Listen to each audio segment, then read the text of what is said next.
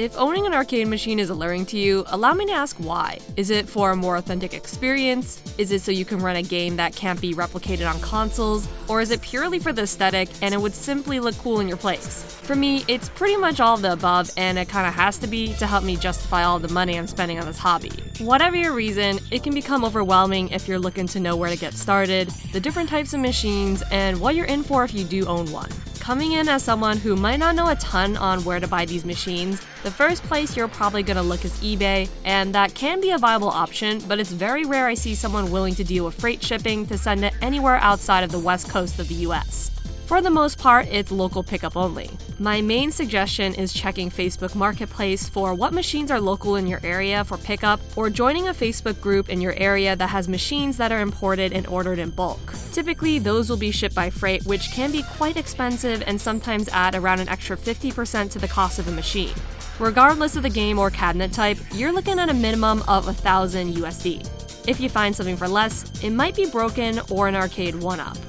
I highly suggest against going to AliExpress for anything arcade related. You are really rolling the dice. Even if you get something simple like marquee art, the odds of it being good quality are never in your favor. Facebook Marketplace or Craigslist or other online marketplaces aren't the only choice. The true meta is to go into an arcade machine forum or Discord and join a bulk or personal order with someone in the group. These are usually via invite only, but in my experience, it's not like these are exclusive clubs. Getting a cabinet is one thing, but getting the games themselves is another, assuming you do get a cabinet with nothing in it, or perhaps you just want a new game in general. The prices of arcade boards can fluctuate heavily. Neogeo machines that use AES cartridges typically run the cheapest. If you're getting a repo cart or a multi-one, that's potentially a good option, but you run a risk that all these games won't work as intended. Plus, if you're buying an arcade machine to be authentic to the original experience, then it kinda defeats the purpose of getting these. An argument can be made that maybe the game you want is impossible to get otherwise, but to each their own. CPS and Naomi boards, especially for fighters, run a bit more expensive. CPS boards in particular are all Capcom games, with the different generations being CPS 1, 2, and 3.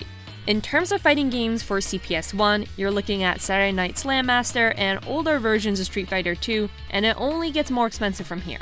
CPS 2 games are much more advanced, being a lot of the Marvel vs. games, Street Fighter Alpha 1 and 2, and even the entire Darkstalker series. CPS 3 is more limited in choice and much more rare with games like Red Earth and Street Fighter 3. CPS boards do have an internal battery that can die and render the board useless, but there are mods to replace and fix this issue. Naomi boards are essentially Dreamcast games since they run on the same type of hardware. Fighting games for the Naomi include Marvel vs. Capcom 2, Virtua Fighter 3, DOA 2, and more. You'll need a motherboard to run them, and they have a nice form factor that fits perfectly inside. But to even play any of these games, for most boards, you need a JAMA PCB. JAMA makes it much easier to hook most game boards up, but if you perhaps have an older Namco system board like Tekken Tag 1 for example, you need to do some additional jerry-rigging and use an external adapter to assign all the buttons and display the picture properly. Alternatively, you can use a super gun being a way to play arcade boards kind of like a console. Most people I've seen use JAMA as well, so the same rules apply for the most part. There's even more arcade boards than what I just mentioned, like for older Mortal Kombat, Killer Instinct, or Sega games. I am just scratching the surface here. Now, focusing on the arcade cabinets themselves, there's quite a bit to choose from. These machines, depending on the region you get them in, are vastly different. In the West, arcade cabinets are typically stand-up. If you want to sit, you're gonna need a stool or something. These are also typically made cheaper and made of wood. A pro of this is that the cabinets can be more decked out with the art of the game. I theorize the reason these are stand-up machines is because back when arcades were commonplace, they wanted you to put in your money, play a little, and then move on to the next machine. If you compare it to Japan's arcade culture, they typically have sit-down ones, and these were meant for you to hang out at for a while. Newer ones even have amenities like a place to hang your coat, charge your phone, or an ashtray. The ashtray in particular, I have seen repurposed as a coin holder, thankfully. Smoking indoors in Japan is becoming more and more limited, plus the smoke is bad for these machines anyways. Keep that shit in pachinko parlors. The Japanese cabinets are usually not made out of wood like in the West, more so harder plastic or metal, which lasts a lot longer. These cabinets have marquee art on top to advertise the game, while the shell of the machine just advertising the brand of the cabinet. This makes it easier to switch out games from that company so you won't have to buy a whole new machine. Those brands are pretty distinct from each other too. Sega's offerings are probably the most iconic and popular machines among collectors, the most recognizable being the Astro City. This type of machine is also known as a candy cabinet, and the Astro City is gorgeous, and I can see why people love its design so much. The white cabinet paired with the atomic green and pink buttons just goes together so well. It has a CRT display, which is perfect for sprite-based fighters. Sega even released an Astro City mini console that had Sega arcade games included, and I'd love to talk about this more in depth in a future video sometime. They followed this up in '96 with the Blast City. This also looks great and was mostly for Sega Model 3 games, so I don't see these as commonly in Japanese arcades as the Astro City. The Blast City looks extremely similar to the Astro City except for the larger marquee on top. The differences in my eyes are pretty minimal. That same year, Sega also released the Versus City unit. These are two cabinets attached to each other back to back. This was perfect for fighters since you can have your own space and you don't have to be shoulder to shoulder with your opponent. I've also seen the marquees display what I presume to be wins on the respective side too. Most of the machines I've seen in person though don't have this feature working. I can see a little negative of the Versus City design. It takes a little bit away from the human element since you may not even see your opponent at all. If you win or lose, you can just leave without saying a word. Haven't gone to locals in America and Japan, this seems to be more typical in Japanese culture. At American locals, there seems to be a bit more camaraderie when playing strangers. In Japan, Astro Cities are quite common in current arcades, but I still mostly see the metal cabinets from Namco and Taito. With Namco, they had the Namco system. The Namco systems have a different number at the end to signify what model it is, and there is a ton from 1 all the way up to 369. Might even be more than that too. These are standard for games like Tekken 7, which are fitted with a large LCD widescreen and HD display. Being a newer machine, it has the ability to pay via card, be it Namco's card or even a train card or your phone. If you go to Japan, you'll probably see these cabinets the most solely due to one game too, being Gundam Extreme Versus. At the minimum, you'll see a set of 4 side by side. The option to either use your own USB controller or theirs is a pretty generous inclusion. You'll also probably see a separate display near these cabs showing the matches of the people currently playing. This game on its own probably makes up for like half the machines in most Japanese arcades. Another common newer cabinet in Japan is Taito's Vewlix. I see these used a lot for Street Fighter 4 and 5, as well as a multi-game board that has either more indie fighters or less popular ones like DOA or BlazBlue. Similar to the Namco one, the Vewlix also has a card reader to accept money in addition to accepting physical coins. The control panels can be easily switched to have 2 or 1 players on the same cabinet. They can also be linked together to have them play each other. The Vewlix was designed to be easier to move a bit more than most cabinets, where owners are able to fold the control panel and move it with its wheels. The shape is pretty slim too, making it easier to fit more machines on the arcade floor. The Vewlix is one I have a lot of personal experience with since I own one, which is what I would say if this were one. Yeah, don't let your eyes fool you. Despite the logo, this isn't a genuine Vewlix cabinet. This is commonly called a Chewlix, I assume because it's a knockoff made in China. I can only speak for my unit, but this one doesn't fold up like the others, and it seems like the metal is much less durable. When trying to move this in my home, the metal on the cover plate here bent and unfortunately can't be used anymore. If the real Vewlix was in its place, I don't think it would have been. The games loaded with a Chewlix, assuming it has any at all, are usually a multi-cart from China called Pandora's Box. These things have a dicey track record, and I'm personally not really big on them, so I just ripped that shit out and put in a PS4. I can also retrofit it with a supergun, but I like keeping the PS4 as an option since the Vewlix is known to play newer games anyways. This machine does take Chinese Garfield coins, but since I have a PS4 hooked up, it's essentially useless along with this NFC card reader. For the marquee, I took it upon myself just to buy a few and change them out every now and then, but since these were made with the Vewlix in mind and not the Chewlix, I do have to tweak them slightly so they can fit. The Chewlix is probably the easiest way to have a higher-end arcade cabinet. They tend to cost much less and seem easier to find. I do love my cabinet and have put a lot of time into it. I enjoy having a project to work on and tweak to my liking, and I'm always looking for ways to improve it, but right now I think I'm happy on where it is. Before buying the Chewlix, I had my gateway cabinet being through Arcade 1UP, an American company that made much more affordable cabinets for a more casual market. Note that I'm saying this in past tense, we'll get back to that. These are stand-up cabinets, but they are noticeably slimmer and shorter than a genuine Western cabinet. Even with the riser that's typically sold separately, it's still a bit shorter than you'd be used to, and some folks may have to hunch down a bit. Get cozy with your opponent because you're gonna be standing close together. The LCD screen is also a bit smaller than a standard cabinet. There's also a larger one labeled the Pro Edition, but these are much more expensive and still aren't as big as the genuine cabs they're based on. Regardless, the button quality is pretty poor no matter which version you get. The cabinet I got was the Marvel Superheroes one with a riser, which had Marvel Superheroes and X-Men Children of the Atom included. That was it. Arcade 1UP previously used a custom PCB board for their games, and they never said it out loud, but you could switch between these PCBs as long as they use the same buttons. For my personal cabinet, I bought an even bigger custom riser and a new control panel to play people in 4-player games like Power Stone. I even replaced the art by slapping a huge vinyl sticker of MVC2 over Thanos. If we're being honest, I feel most people take out the stock PCB and put in a cheap PC instead, since modding these is very common. It'd be one thing if you could buy additional games from Arcade 1UP, but that has never been offered.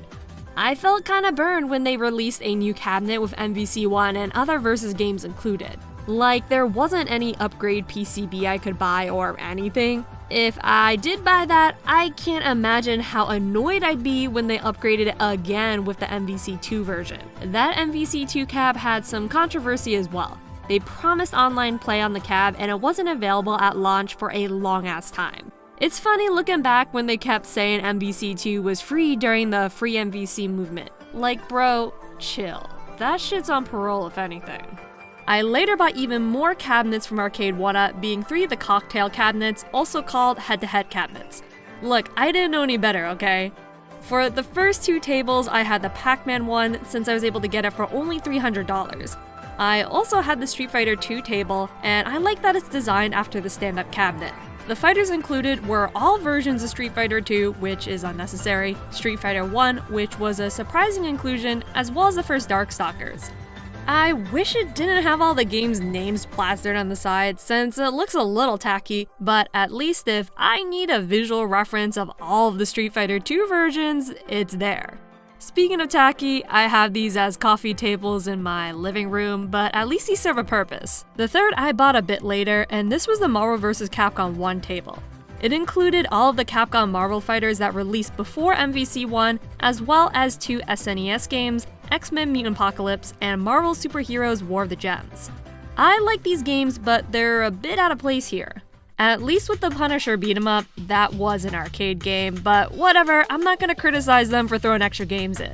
My main issue with this newer table is that it's slightly taller than the previous. Now I can't have one long mega coffee table since it's so out of place. I really wish I had found this out earlier. It's okay though, since when I ordered this cab, I was sent 2 on accident. They didn't know that, so I returned one of them and got refunded, so the table paid for itself. This newer one also included RGB lights over the control decks, which is cute, but this isn't really a reason to justify the price increase. Speaking of which, when Arcade 1UP did increase the prices on all their cabinets, I think that's when people started getting fed up with them. I'm paying $700 USD for a cabinet that isn't the same size as a real one. They didn't even improve the buttons. These shit buttons stick more than Spider-Man. Despite my gripes, if you see a good deal for an Arcade 1UP cabinet, it's not a bad entry point. If you crave for some more after some time, even after modding it, then I'd start looking for a real one. My own standing cabinet I gave away to a friend. I didn't even charge him, I just wanted it out of the house at that point. I much preferred this square foot of space than having it any longer. A decent alternative to Arcade 1UP is the Neogeo MVSX by Unico. This is a counter arcade that has 50 classic SNK arcade games built in. Right off the bat, having this many games makes it already better than Arcade 1UP. It's still very small, but has 2 separate risers that can be combined to make it taller than an Arcade 1UP with a riser. This is a better entry point than Arcade 1UP and is more reasonably priced even with the riser. With these all together, it looks like the classic Neo Geo AES cabinets. The AES cabinets were probably some of the most common machines in places like South America and Mexico. The MVSX being modeled after it is a great aesthetic choice. Red being the primary color makes for a very striking and eye-catching machine, and is probably one of the main reasons the AES has been so iconic. In terms of cons for the machine, I'd say the buttons are the same quality as Arcade 1-Up. They just feel kind of loose and sticky. Most people probably wouldn't notice or care, but it drives me a bit crazy. You may have to do some extra legwork to replace the buttons yourself with better quality ones. The stick though is decent, but again, if this kind of thing bugs you, you'll need to replace it yourself. The stick doesn't bother me as much though, I feel it reads my inputs pretty well. Unlike on Arcade 1-Up, you can set buttons per each game in the options menu. It assumes you have the 4-button layout instead of the 6-button one, so that might throw some folks off at first. I do think this is quite solid. It's too bad, like with Arcade 1-Up, there's no legal way to add more games, but with 50 games preloaded, it's hard to complain. Unico seemed to have knocked it out of the park here, so I was excited to get their latest cabinet, the Novablast. This is modeled after the Astro City, but legally distinct enough so Sega can't sue. I pre-ordered it shortly after it was announced and was excited to get this in by April. After some time, I checked why I hadn't gotten a shipping notification in my email inbox. I checked their website, and it still said it was shipping in April. Confused, I looked more into this and saw they had a Twitter, but assumed it was a fake account since they barely posted anything. I later discovered their main source of communication was on Facebook. They announced the April release had to be pushed back due to an issue the machine had, and that they were adding other changes to make it look more like an authentic cabinet, like adding cabinet doors for easier entry and a headphone jack. All great changes. It wasn't until the second delay that I was getting a little annoyed. I was fine with the delays and not having my expensive toy for a bit, but it was the lack of communication that frustrated me. I wasn't alone in that, since people seemed pretty upset, and the Unico rep responded by saying they would communicate more and do better. Long story short, they didn't. After a third delay, their communication was still god-awful. Also, this isn't me giving anyone watching the green light to be shitty to the folks running the account, so please don't be an asshole.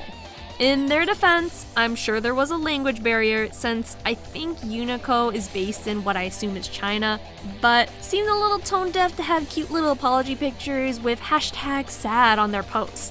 Sometimes they would post a short video of the Novablast playing a game on the machine, and the write-up smells of it being AI generated. I don't know why they did this, since they could just update everybody with the shipping issues and say, here's this game running on it, I promise the wait is worth it. I never felt the need to comment since people were getting more fed up than I was. They had monitors that were getting recalled, and they had the people who bought it pay for the shipping themselves. Shit like this was making me nervous. I watched reviews of the machine, but these were completely different models at this point. Unico kept saying they were making it better and they wanted to not ship an inferior product, but the review units at this point were almost a year apart from what I would be getting. In those reviews, seemed positive, but it looked like they had to assemble it themselves, which was making me nervous. So, despite all of this, how is the Novablast? Well, I can confirm now, you do have to assemble it yourself, which is fine if the instructions are clear, which they aren't. You get more of an outline of what to do than detailed instructions, and you have to correctly guess what screws you'll need and what side of the metal to put them on. It took a while, but I was able to put it together with the help of a YouTube guide a customer put up, not the one Unico put up, since that one isn't as helpful. The metal quality itself feels better than the Chewlix and seems fairly sturdy. The buttons it comes with are good quality, thankfully, and I'm sure most people will put in their own, but I'm satisfied with these. Hooking up a board to their JAMA connectors thankfully does work. You're also able to tune the picture's color on the back of the monitor as well. I do very much plan on replacing some of the Unico branding with more game-specific art. Unfortunately, the plexiglass screen over the monitor cracked pretty badly, and Unico customer service has claimed they'll ship it out soon, meaning I suppose I'll get that in about a year. This was pitched as a super easy and simple to use cabinet, just being able to plug in your JAMA and consoles and go to town. With consoles, it took some extra steps. The USB encoders are read as an Xbox 360 controller, and despite plugging a 360 directly to it, my button inputs weren't reading. I tried the Switch, PS3, PS4, Xbox One, and still nothing. However, the Steam Deck worked no problem right away. It was a relief to at least know it wasn't the buttons themselves being an issue. I saw a customer put up a guide on Reddit on how to reflash the controls and allow it to use X input. That being what PS3 through 5 and Switch used to allow the console to read the controller inputs. You just have to hold the X or A button down while the system is turning on, and it stays that way until you undo it, I suppose. Now I can use whatever console I throw at it, no problem. The LCD screen looks great when something with HDMI is hooked up to it. Since it is a 4x3 screen, I do recommend games that were meant for that format, since widescreen games are gonna look a bit off-putting. With some finagling, you can rotate the screen vertically in Tate mode, which is the ideal orientation for playing vertical shooters. I don't really want to mess with that, so I'm gonna leave the screen as is. Despite my gripes with the company, this is a great cab and it does give off the aura of the Astro City. It's legally distinct enough, but the Novablast has its own modern aesthetic that I appreciate. It doesn't feel like corners were really cut here, and the quality is something I'm happy with. I wouldn't suggest being a first adopter to an expensive product like this, but I got lucky that it turned out in my favor. Around the same time the Novablast was announced, Qanba also had an interesting release, the Qanba 2009 arcade. When this came out, I saw a lot of people comparing this to a sit-down arcade machine. I suppose I see where they're coming from, but this seems more like a desk than an arcade machine to me. Honestly, I'm puzzled by this. What would someone want this for? No monitors provided, it's just a fight stick embedded in a desk. I'd imagine that most people would prefer their own portable control options and wouldn't want to use this desk controller if this was being used for a local tourney setup. Even as just a standalone desk, there's better options out there, and those options don't have an arcade stick in the way. To Qanba's credit, from the brief time I used this, the stick felt fantastic. I'm not a stick user myself, but this one just felt so right. Do and Shoryuken motions were always a challenge on stick for me, but not on the Qanba one. Regardless how much I love the stick, the one attached to the desk isn't exactly portable, so I'd have to buy another to take to a local. There's options to buy just the metal base without the stick, but the actual part that makes it a desk is gone. Maybe there's something I'm missing here. I just don't understand why someone would get this for their home setup or even a tournament venue. If anyone watching owns this, please tell me what it was that convinced you to pick this up. I'm not trying to dog on this, but I truly feel like I'm ignorant to the greater appeal here. There's even more new machines I've yet to get my hands on, like the Polycade. This looks very cool and futuristic and has a minimal design I dig. If you're willing to shell out the dough, just pray for your poor drywall.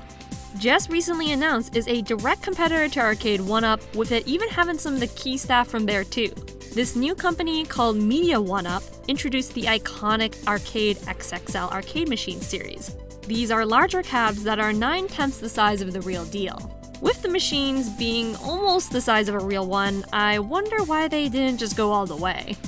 The cabs announced as of now are both Street Fighter cabs with the same game installed, but unlike Arcade 1UP have more of a variety of titles on offer versus just a bunch of versions of Street Fighter 2. They've touted that you can play online, so hopefully it's an improvement on Arcade 1UP's online feature. They also talk about how it's running on a Raspberry Pi 5, and without saying it, have heavily hinted you can add other games, which makes it way easier and a much appreciated feature. This isn't out yet at the time of writing this, but maybe someday I can test out the button quality for myself. Hopefully, they don't have the same mushy button feel as the 1UPs. Each of these machines have their pros and cons, of course, but getting a cabinet of any kind can seem kind of silly on paper. If you already have a gaming PC or console with a big TV, most people are gonna see this as a waste of space. Personally, I like having a machine dedicated to fighting games. I have company over often, and it's great to have multiple setups available at once. Stuff like Arcade 1UPs and machines like it are novel, but they aren't machines played on very often. Even if they had the best buttons and sticks and all the fighters I could possibly want, I'd still feel this way. The fact that the cabinet is a standing one and is very narrow just isn't my cup of tea. The Vewlix being a sit-down cabinet and having a much better screen and speakers is why I vastly prefer it. It's so much cozier having this style versus the arcade stand-up. It's just a spot that I can vibe in and unwind. Even going into a Japanese arcade versus an American one, the Japanese arcade atmosphere is just so much more welcoming. They want you to relax for a while and spend money. Whereas the American arcade, they want you to spend money, but they don't want you to get too comfortable on one machine. Just spend the money and get the fuck out. These are my own personal preferences, and I'm sure others would have completely different reasons for wanting to own an arcade cabinet. That reason might not even have anything to do with fighting games. If you have the money and space for it, if owning an arcade machine is up your alley, then by all means look into getting your own cabinet. I was on the fence for a while myself, but I had an opportunity to get one and I'm glad I did and haven't regretted it since. Maybe when I move though.